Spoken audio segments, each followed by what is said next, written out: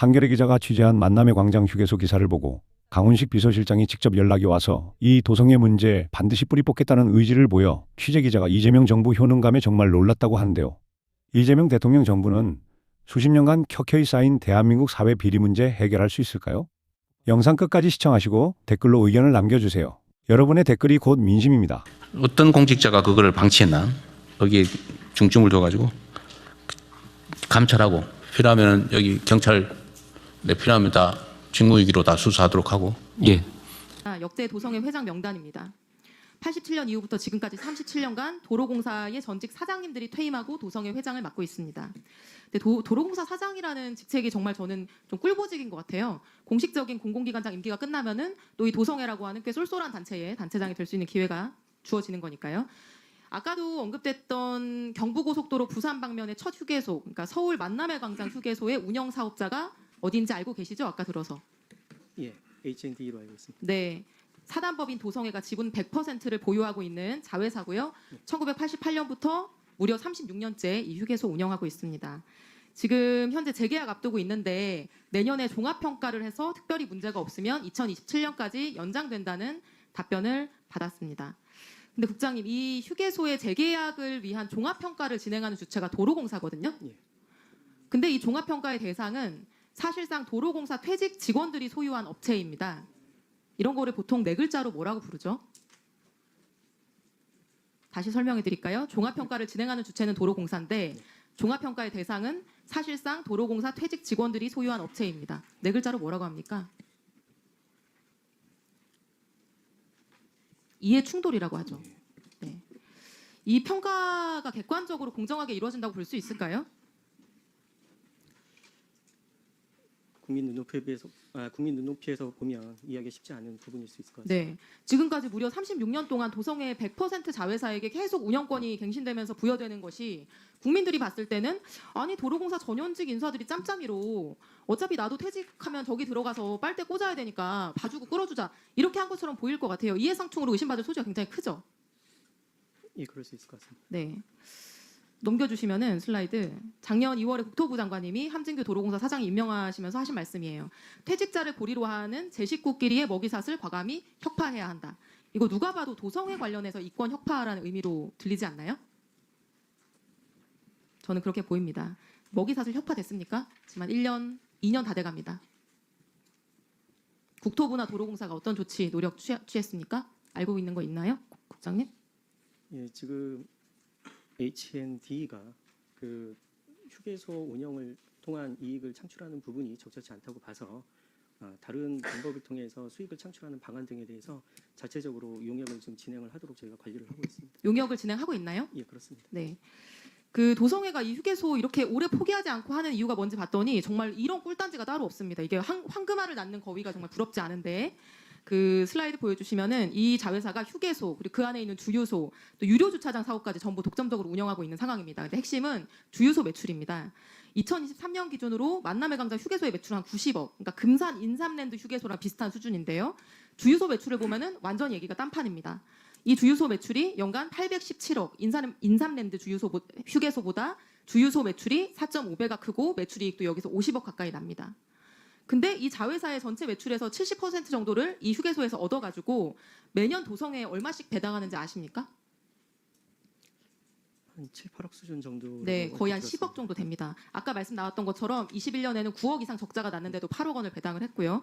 이 배당된 돈은 도로공사 전직 임직원들에게 흘러 들어갔겠죠? 당연한 거 아닌가요? 아마 그랬을 것 저보고 같습니다. 말씀 네. 좀 달라고 그러는데 질문 안 했습니다, 사장님. 그거는 우리 전직들은 사장님! 직원이 아닙니다. 사장님한테 질문을 드리지 않았습니다. 네, 예. 좀 잘못된 답변하지 마세요. 예. 아니 아까 떡꼬치 4,200원 얘기도 나왔는데 휴게소 이용하는 국민들한테는 떡꼬치 4,200억 원이나 받으면서 이렇게 폭리에 가까운 가격을 받고 정작 도로공사 임직원들은 퇴직해서도 이렇게 휴게소, 주유소 운영권 독점하면서 떡꼬치에서 떡 빼먹듯이 이렇게 이익을 취하는 게 공정과 상식에 부합하지는 않는 것 같거든요. 그래서 앞으로 주유소든 휴게소든 운영권 계약 연장할 때 저는 이 연장을 위한 종합평가를 이해 당사자인 도로공사에 맡기면 안 된다고 생각을 합니다. 국토부가 직접 개입을 해서 이 카르텔을 끊어내야 된다고 생각하는데 어떻게 생각하십니까?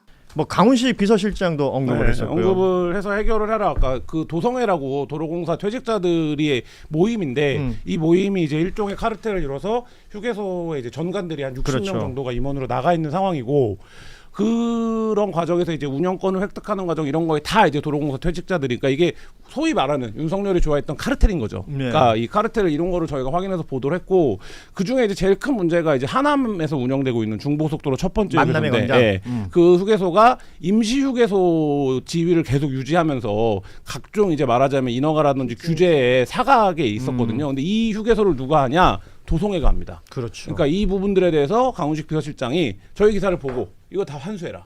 이렇게 지시를 한겨레 21을 딱 보고. 아, 이야, 그리고 지금- 커넥션이 있는 거 아니야? 여기도 카르텔 아니야? 전혀 없어요. 제가 전혀 없어. 네, 제가 청와대에 있는 행정관한테 듣기로는 기사가 나올 때마다 국토부 들어와라. 아니, 그러니까 오늘 국토부에서 보도 자료도 냈더라고요. 이제 뭐 이렇게 수사를 한다라는 겁니다. 그러니까 수사 의뢰를 하고 한국도로공사가 근본적인 구조 개선을 위한 TF를 본격 가동하기로 했다. 이게 결국은 몰랐던 문제가 아니었을 거란 말이지. 아니죠. 예. 그러니까 근데 이게 지금 뭐 이재명 대통령이 그 산불 관련된 카르텔도 언급하고 그것도 산림청에서 어떤 문제들이 있는지 언론들이 여러 차례 고발해왔던 문제인데 그거를 해결해야 되는 주체들이 그 카르텔의 일원이에요. 그렇기 때문에 해결이 안 된 거라서 그래서 이 문제도 지금 어떻게 접근했냐면 첫 주에 그 고속도로 관장하는 국장을 전보 조치했습니다. 그리고 두 번째 주에 관련된 내용 다 갖고 와봐라. 퇴직자들 어디 취업해 있는지 다 갖고 와라. 뭐 이런 식으로 이제 말하자면 그러니까 속도가 있네요. 네, 저도 뭐 기자를 오래 했습니다만 기사를 보고 정부 부처나 이런 데서 연락 올 때가 있어요. 예. 아 우리가 뭐 기사 잘 봤습니다 기자님. 뭐 저희가 그거 한번 알아보려고요.라고 해서 아 뭐 좀 관심 좀 가져주세요. 해결해야죠. 이러고 전화를 끊으면 전화가 안 와요. 그리고 강간부 소식. 네. 처음에만 그렇게 네, 하고. 그런 때가 많아요. 근데 지금 제가 이재명 정부 들어와서 이재명 청와대가 달라졌다고 느끼는 건 뭐냐면 그런 일을 처리하는 거에 대한 속도나 효능감이 제가 이제 기자 생활을 하면서 봤던 정부 중에서는 최고인 것 같아요. 그리고 실제로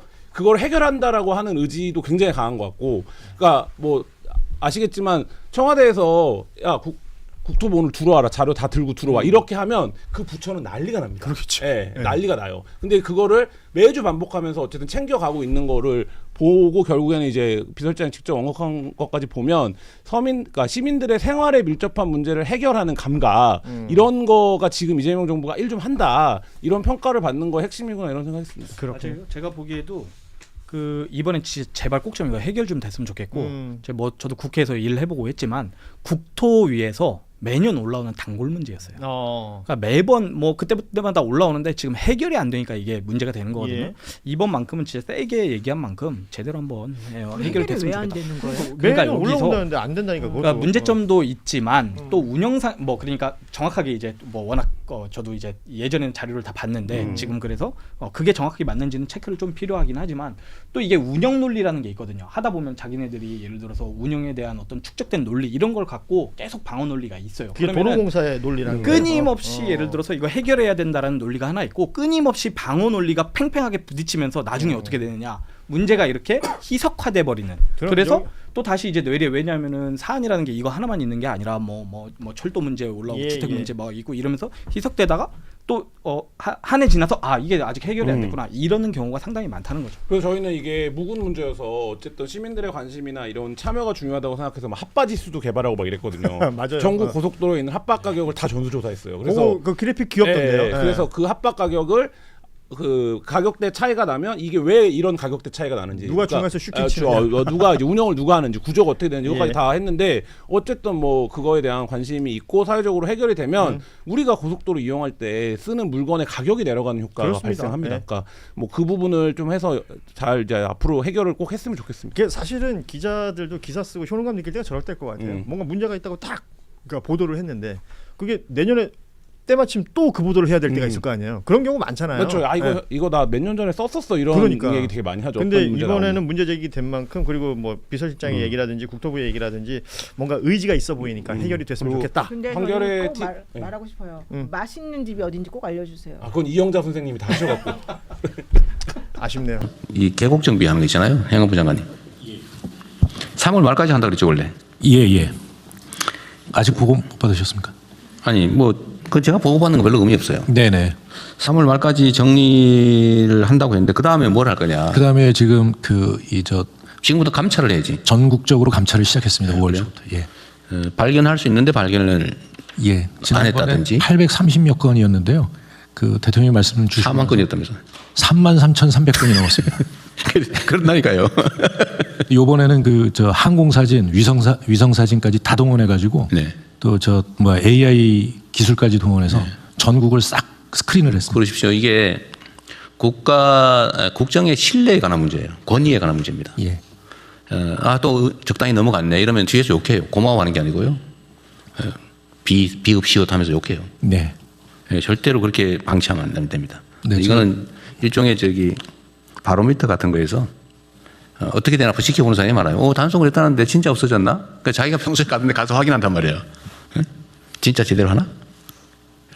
그러면 그래서 이제 여름 행락철 오기 전에 그렇죠. 1차 감찰을 하고요. 행락철 시작되고 나면 2차 감찰을 또 할 계획입니다.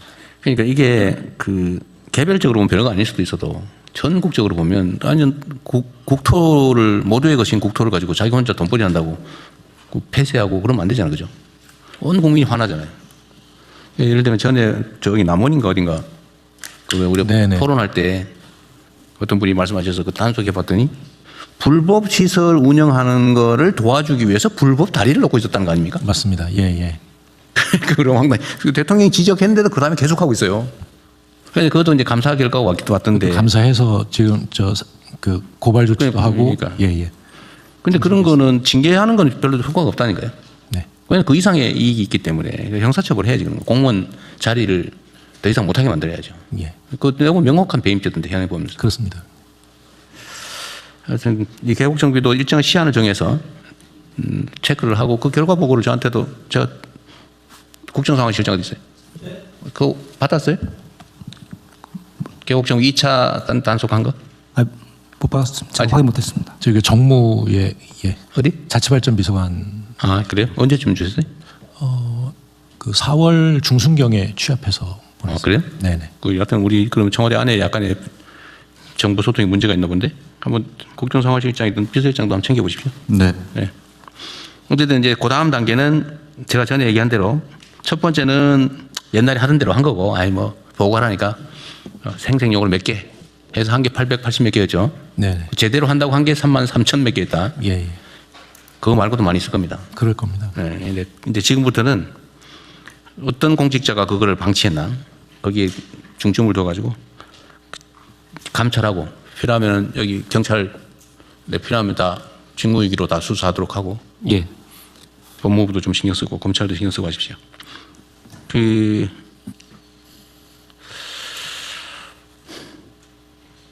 나도 이번 여름 전에 다 정비를 끝까지 하여튼 요거는 마지막 한 개 남을 때까지. 네네. 행안부 장관께서 가끔씩 가보세요. 예, 저도 불시에 점검을 할 계획이고. 가보면 있어요. 네네. 그리고 지금은 없어도 행락철 되면 또 만들겠죠. 장사할 욕심에 또 설치가 됩니다. 그다음에 즉시 철거는 하고 있어요. 그거 개고장 올 여름에 보내고 올 가을에 철거하면은 내년에 다시 설치하고 그러잖아요. 예, 벌금 500만 원. 그거 못하게 바로 정비할 수 있게. 그냥 시설만 철거하는 게 아니고요. 그 시설을 설치했던 데가 대부분이 이 평탄을 원상복구해야 한다든가 되겠지. 그걸 완전히 재자연화하는 데까지 목표로 하겠습니다. 그리고 협조적인 데는 지원을 하더라도 정비하는 걸 도와주도록 하시고요. 네네. 무조건 단속 일변도가 아니라 좀 탈출할 수 있게. 네네. 지방 정부하고 협력하고 필요하면 정부의 예산 지원을 좀 해줘도 좋은데 탐방로 정비하고 같은 정상적으로 사는 거는 적극적으로 지원해 주도록 하십시오. 네, 그렇게 하겠습니다.